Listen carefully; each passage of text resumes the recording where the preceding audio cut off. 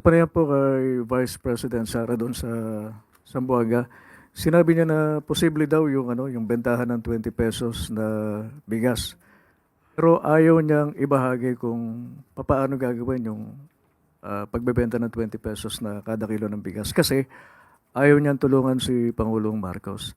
Ano pong reaction dito ng Malacanang? Lumalabas po kasi kung ano po ba talaga ang anyo ng ating Vice Presidente. Lumalabas ang tunay na kulay ng Vice Presidente bilang isang public servant.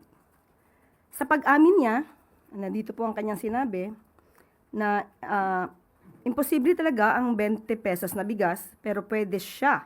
Hindi ko lang i-share sa inyo kasi ayaw kong tulungan si PBBM. Yan po ang tugon ni Vice Presidente ng Vice President. Sa pag-amin niya pong ito, na hindi niya i-share kung ano man ang kanyang kaalaman, kung mayroon man talagang kaalaman. Dahil nga sa ayaw niyang pagtulong sa ating Pangulo.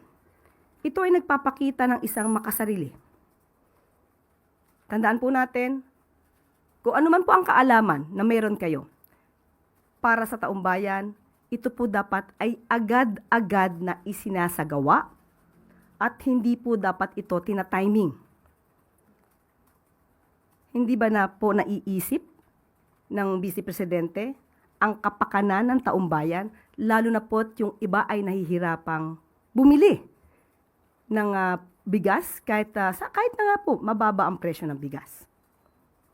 Tandaan po natin, ang paglilingkod sa bayan ay hindi isang laro. Ang gobyerno, ang bansa ay hindi isang malaking playground. Huwag naman po sana maging asal bata ang Vice Presidente.